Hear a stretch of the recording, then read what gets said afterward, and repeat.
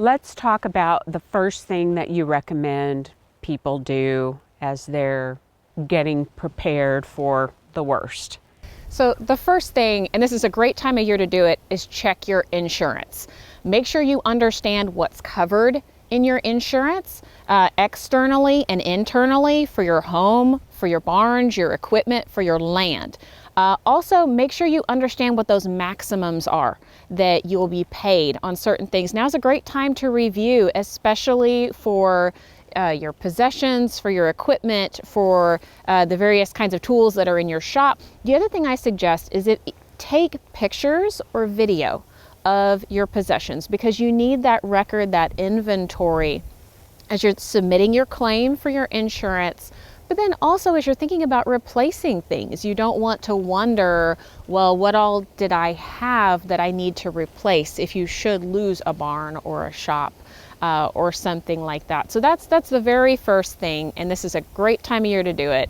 Just review your insurance, have a good conversation with your insurance agent, and talk to them about, if you don't feel like you have enough coverage or the right coverage, what your options are going forward. What other kind of records do we need to have on hand, and how do you store that? I mean, I know there are cloud possibilities. You're right. Having it someplace that is not in the primary part of your house is really important. And I think it's important to remember that if you have to evacuate, you need to move quickly. You don't have time to gather up a bunch of things.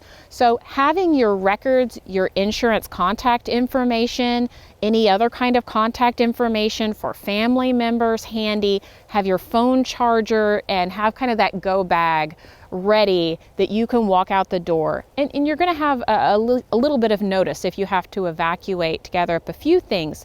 But the most important thing is to put safety first, and that means getting things together and getting out of the house pretty quickly. So a great way to do that is to have a checklist ahead of time.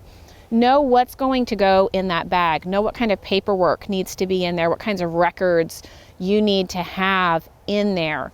And then also having a backup of that somewhere on a cloud, save it as a backup in your email, something you can access from a separate location. And kind of speaking of that separate location, making sure your family knows where you're going to be if you have to evacuate.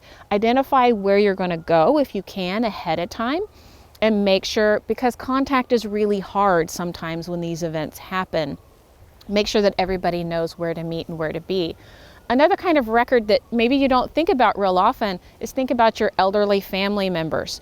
Do you know what the evacuation plans are for any kind of assisted living that they might be in?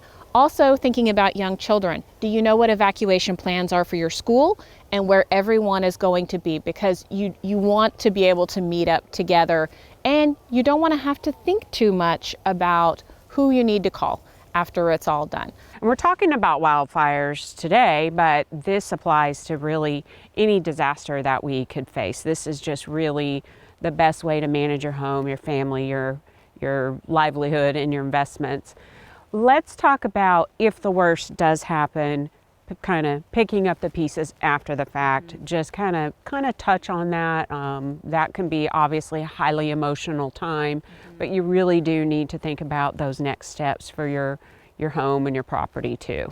Absolutely, and that's really where that checklist comes in very handy. When you're very stressed, when you're very emotional, when you're trying to figure out what has been damaged, what is salvageable, you may not even be able to get back on your property yet. Having that checklist where you have those contact information for your insurance company, you need to notify your insurance company about a loss. Also thinking about any kind of federal programs that can be applied for, either state or federal actually.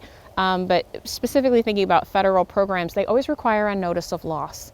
And sometimes that has to happen within a relatively quick time frame after you have identified that the loss has occurred. So if we're thinking about pasture, we're thinking about fence line damage, we're thinking about livestock losses. Those are things that a notice of loss needs to go in pretty quickly. The other thing is, again, documentation.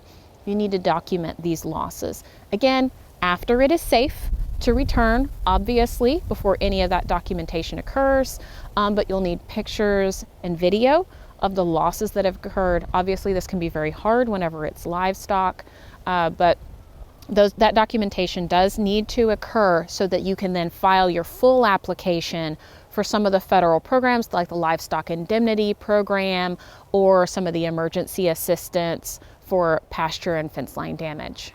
Well, very important information that we talked about today. Lots of resources available through FEMA and of course OSU Extension. So we appreciate you talking about this important topic today, Amy. Thank you. And for a link to those resources, just go to sunup.okstate.edu.